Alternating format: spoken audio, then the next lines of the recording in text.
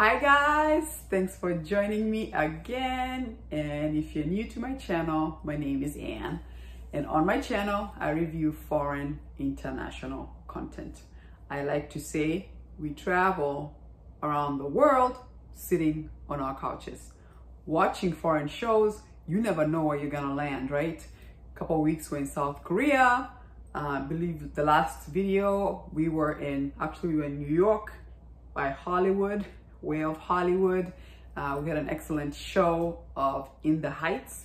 It's about the Latino Hispanic community in Washington Heights. And then today, you see, we are in France. We are in Europe. That's what foreign shows give you. It's like you're just traveling, man. You're here, you're there, you're here, you're there. It's just fantastic.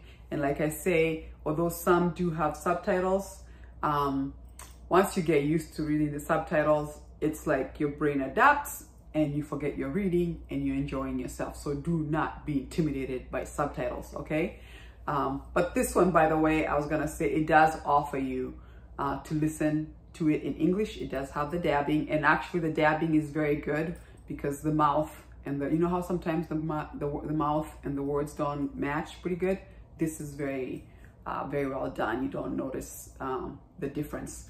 However, I always challenge everyone and say, listen to the show from the original language. Like when they're speaking French, it just has an extra oomph. You know what I'm saying? Like oomph.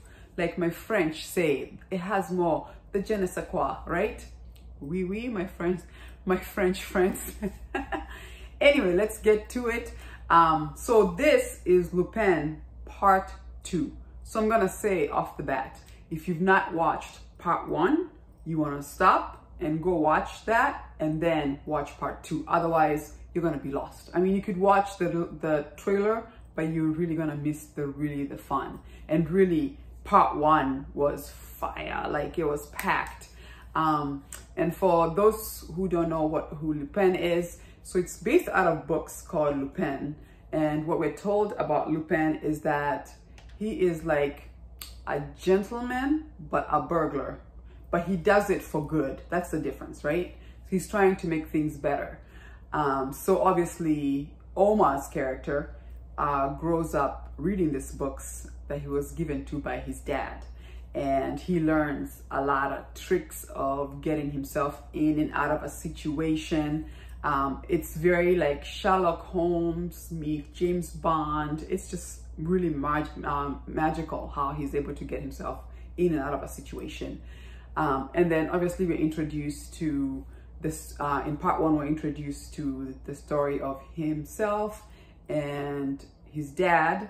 His dad worked for this rich man called Pellegrini, and the story goes is that Pellegrini accuses Omar's father of stealing a necklace, and his father is put in jail when Omar's character was like, I don't know, 13, 14 years old, and his father always said he never did.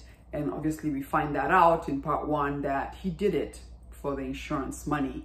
And so he pretty much made Omar's father go to jail for when he was innocent. So let's just say when Omar's character finds this out, he's out for revenge.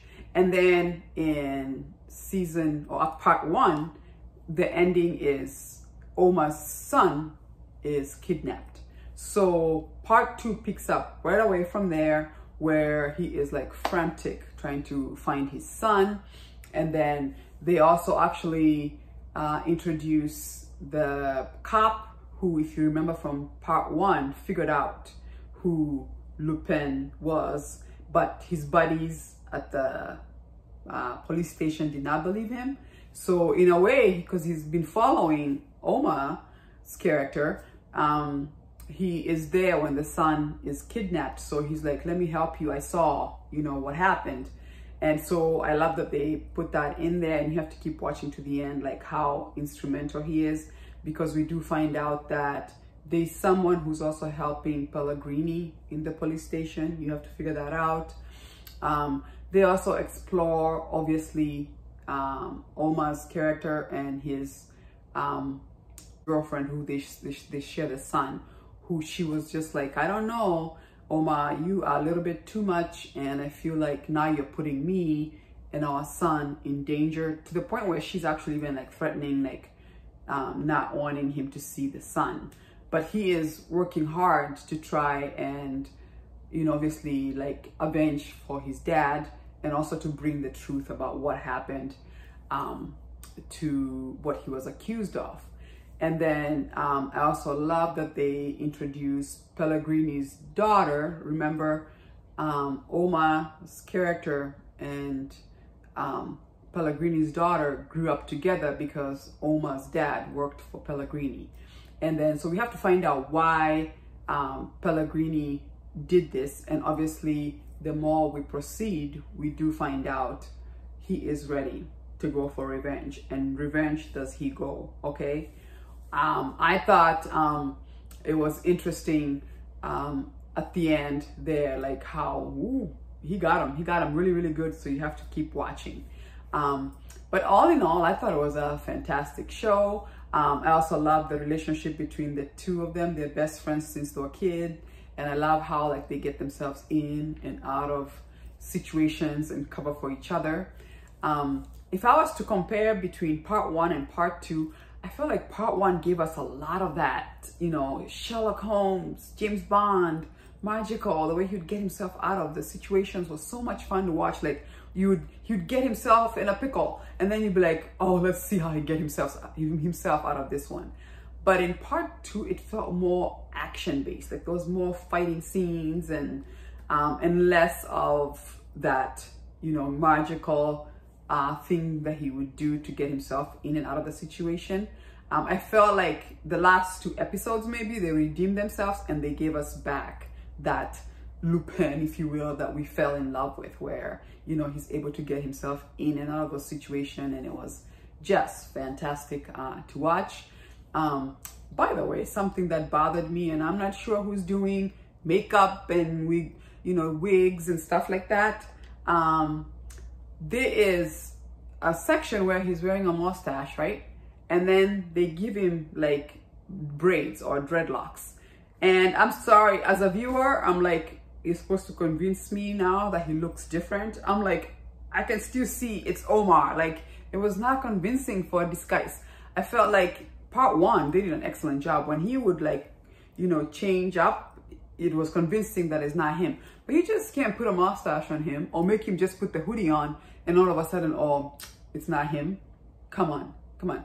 So anyway, I felt like, I know this season 3, let's do better, right? Let's do better. Because that wasn't convincing, just throwing a mustache on him or putting braids or dreadlocks on his, you know, give him a wig and convincing that people can't tell that it's him. It was a little bit like, come on, we can figure out this tall black dude. It doesn't matter if you put a mustache or whatever, we'll be like, it's still him. I can totally tell it's him, right? So anyway, especially when he has such distinctive features, right? Like his face is one of those faces you can never forget. Like, I bet you if I met him on the street in France, I'd be like, Omar, that's you, it's you, right? So it's like, yeah, season 3, we're gonna need to raise that bar, right? The other thing I loved was his shoes. Oh, how many pairs of Nike Air Jordans did he have? And I would love that they would do shots of him walking so we can all be like, ooh, nice shoes. I actually saw online, I think they may be selling the pair that he's wearing out there, I guess, if you're interested. But nice shoes. It made me think maybe Nike must be sponsoring. But all in all, a fantastic series show.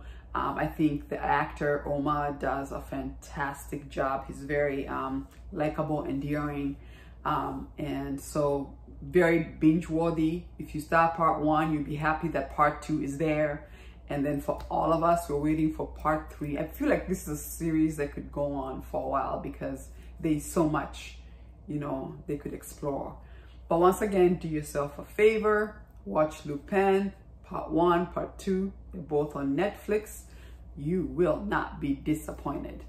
And once again, thank you so much for joining me. Do give me a like, subscribe. It does help my channel. And I'll see you again when I'm reviewing another excellent foreign international show. Do say.